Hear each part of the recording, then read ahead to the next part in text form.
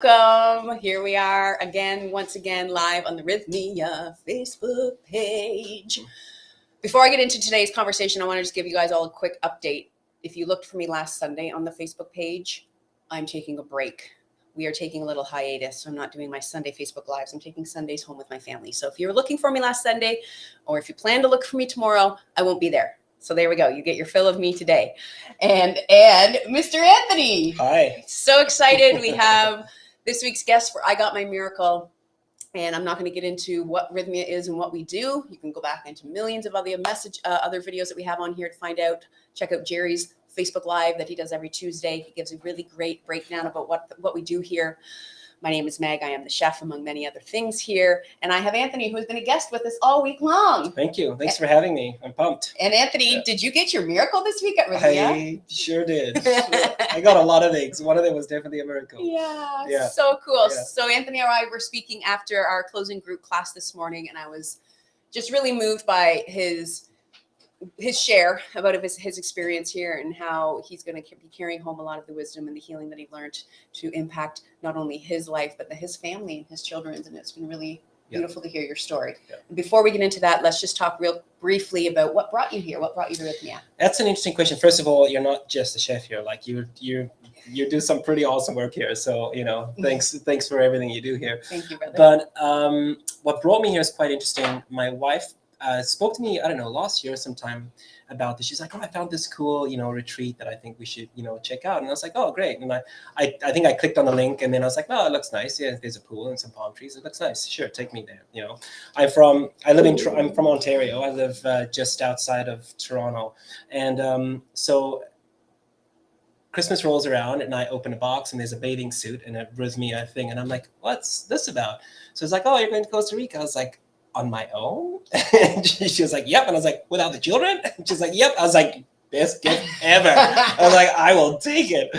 So anyway, fast forward to now. And had your sister, my God, pregnancy brain, your wife been here? No, she hadn't been here. And she'd done a little bit of reading up about it, but she hadn't done a lot. And she, we spoke very briefly about ayahuasca and stuff like that. And I didn't read too much into it and whatnot. So anyway, forward to, a couple of days before I left, and I started looking up things. And then I read some things online, and I was like, hey, did you research this place at all? Like, where are you sending me? She was like, oh yeah. And then, I looked at the pictures, the place is gorgeous. Like everything looked fantastic.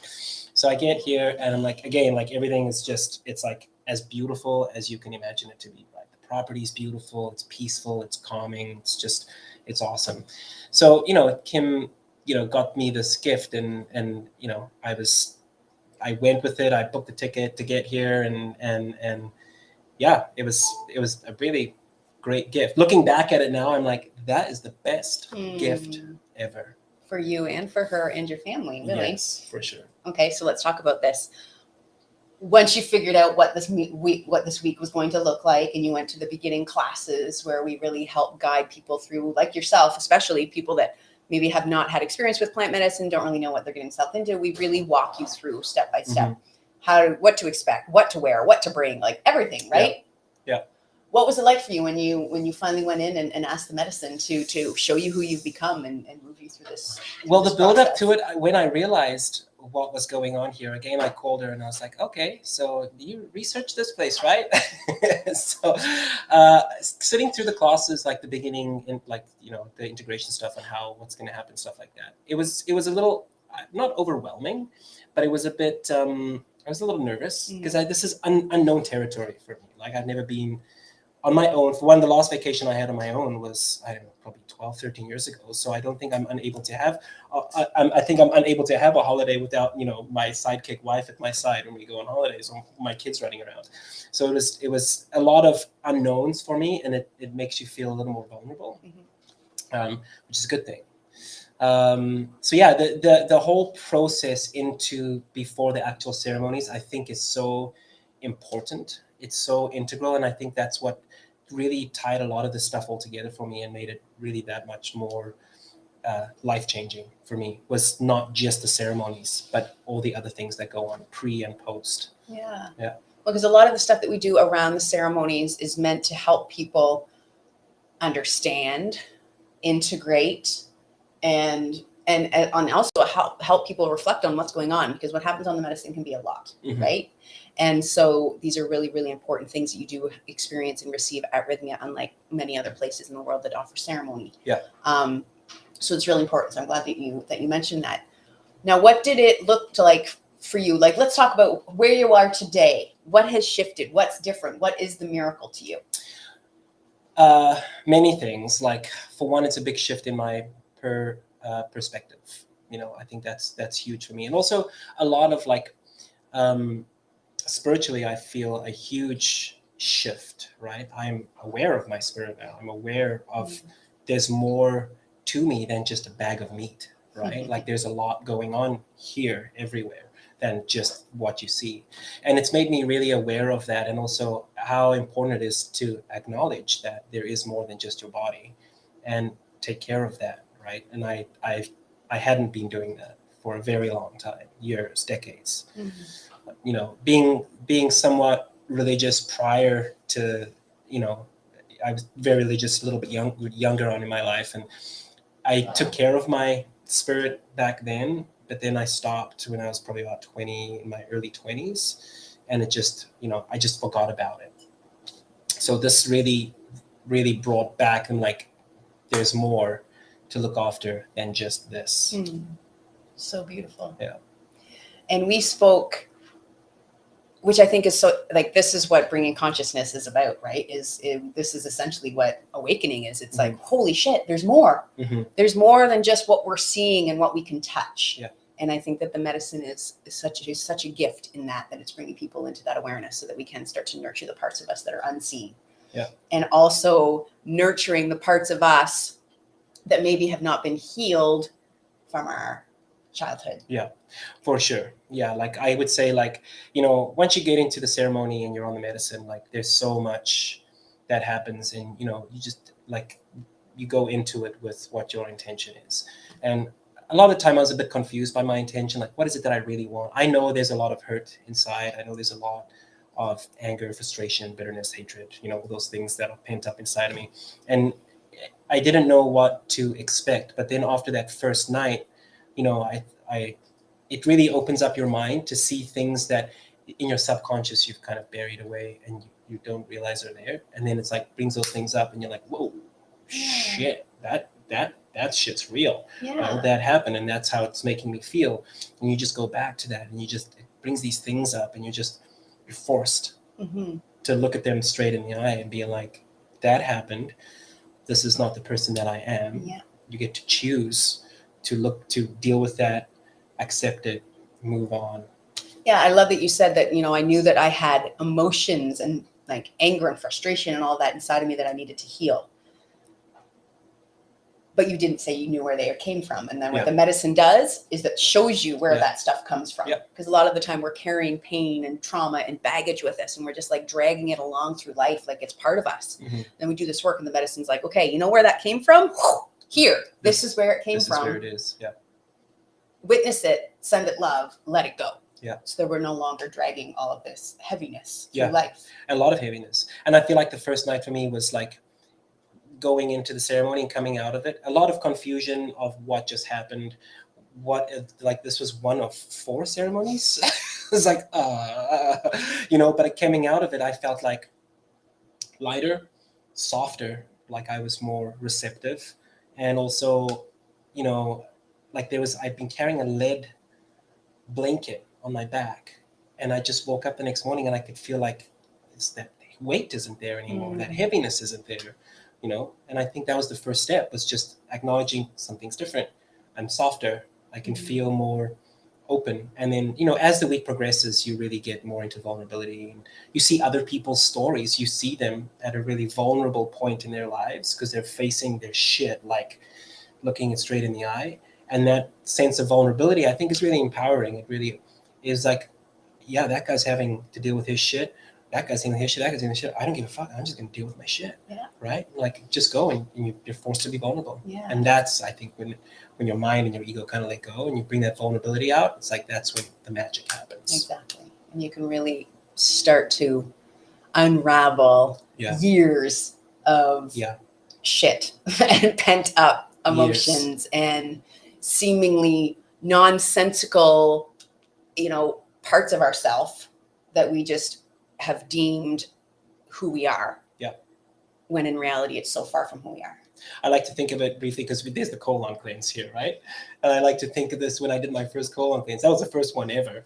I like thinking of it when I was doing my colon cleanse. I was like, you know what? This retreat's like a spiritual colon cleanse. It just gets right on in there, sprays a bunch of shit, and it just comes right out. Totally. One great big colon cleanse.